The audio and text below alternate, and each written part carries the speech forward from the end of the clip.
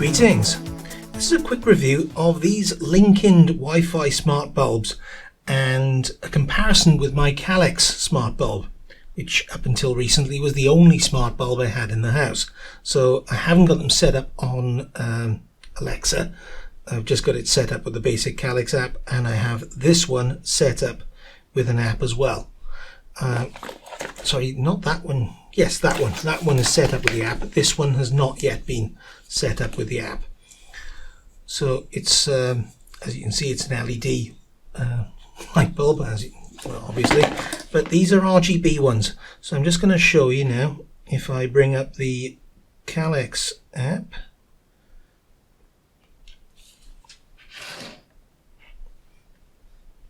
you can see I can adjust the color temperature of this bulb right the way down and right the way up, and it's also got color settings as well, where you can adjust all of the colors of the rainbow, and you can also adjust the amount of white mixed into that as well. Let's go back to white. Take it all the way to cool white. At the back we have power meters showing how much they're drawing, and I can do the same thing on this one using the AiDot app. And this is in, as you can see, it's changing the color. It should be changing the color. Ah, yes, a slider.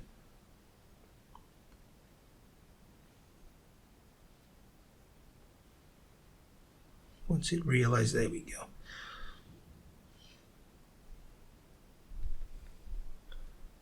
Slightly wider color temp range on that by the looks of it. And again, this also has colors.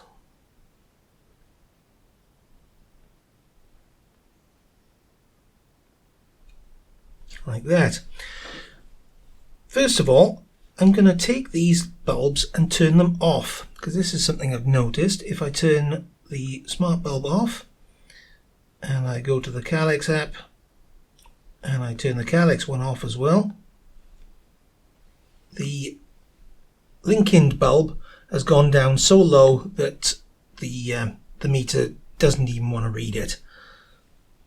The Calex one is still drawing power. It's still drawing 0.7 watts. So obviously the phantom power draw is a lot higher on there, and I have tested with a different power meter as well, and that shows much the same. It's showing it as drawing a not insignificant amount of power, certainly compared to this one. So let's turn them back on. Go back to the the AiDot one and turn that back on as well.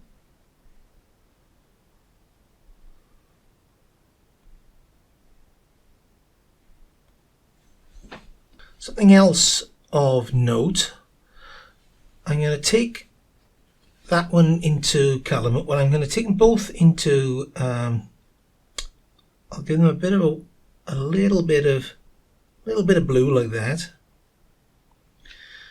And this is drawing 4.3 watts. Now let's get a little bit more. And go 4.4 watts.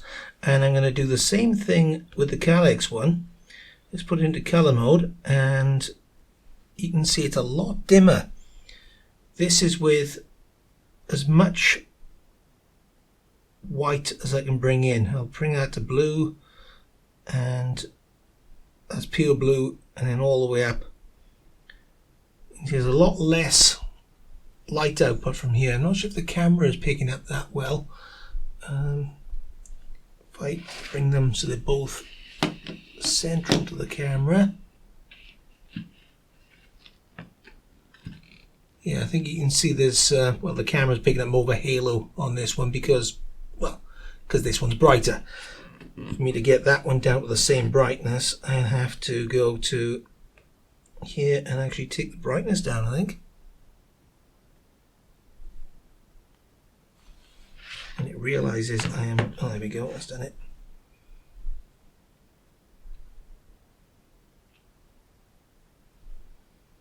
So I've had to take that down to about 50% to be able to get the same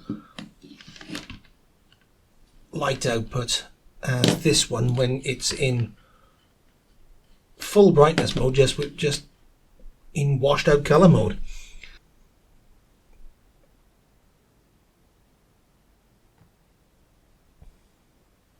If I take it all the way down and just give it pure blue, that's 1.3 watts, and I can do the same thing with this one and just give it pure blue. That's 1.6 watts. So in the colors themselves, it's pretty close. But when it comes to trying to do a very subtle hint of color, the Linkind one is a lot better at managing almost white.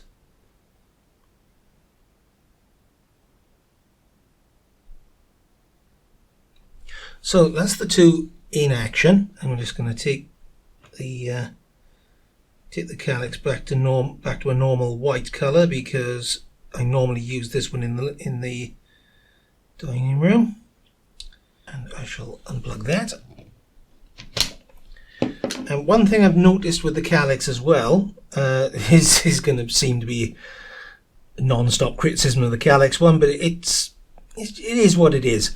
The Calex one occasionally will not realize that the Wi-Fi is connected, and it's really annoying when it does, because all it does is just flash the light on and off, on and off, on and off, and it takes a couple of goes at turning the power off and back on before it'll realize, oh yes, there is a network there, I'll stop flashing like buggery and I will illuminate now.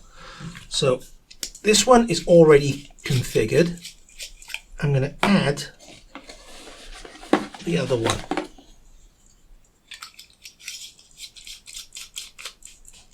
That's why this one is marked with a little mark on the bottom to tell me which one I'd actually done. So what you'll see now, if I go back to the AiDot app, when I plug that one in,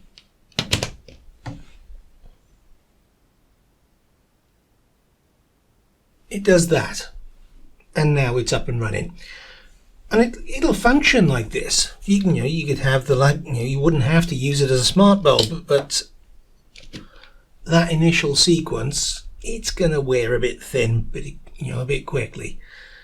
So let's pair that up, and what I need to do is go back out. Right, you can see that one's off. I've got it configured as bedroom because that's where it's going to go. Oh, and it's spotted a new device. I think that's connected. There's a Bluetooth connection, so it's clocked another light bulb. So let's tick that box and go to add now. And it's asking me about my Wi-Fi network, and if your Wi-Fi network's on 5 gig, you need to set it to 2.4 gig.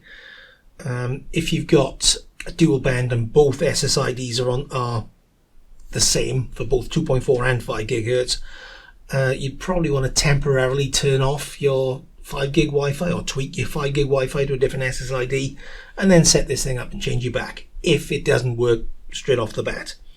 So it needs to connect to a 2.4 gig network, which is that one for me. And it wants the password, which you're not going to see.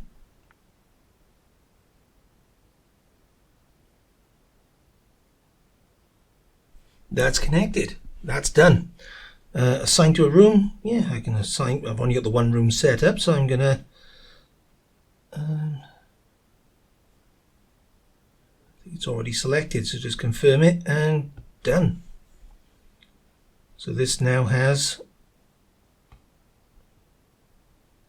the different golden lotus pond apparently, and yeah, you can set these with to sync to music as well. I assume that's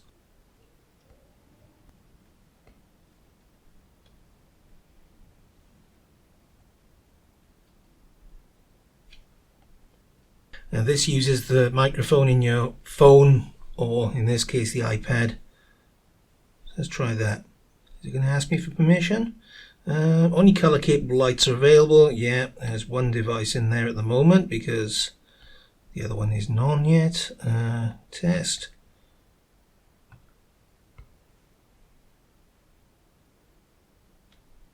Next. Thinking. Start using it. Allow microphone permission. Yes, go on then. So is that listening to the room now?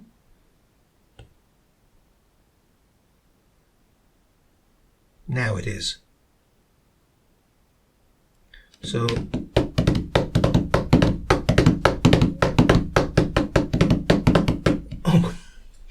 what it's doing right now is updating the firmware to the bulb. You don't see that very often. So we'll let it do its thing. I forgot it would do that. This one did as well. Shortly after pairing up, it decided it needs to upgrade the firmware on the bulb. As you can see, it's still reacting as I'm speaking. I think that's to do with me speaking.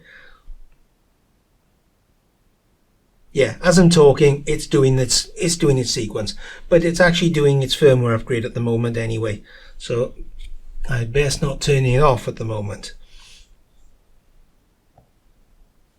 But I can go back to put it into a normal. Let's pause that and put it back into a normal brightness mode.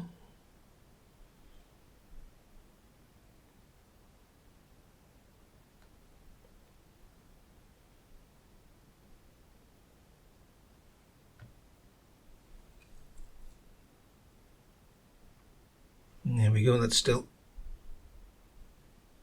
that was probably telling me that it's just finished.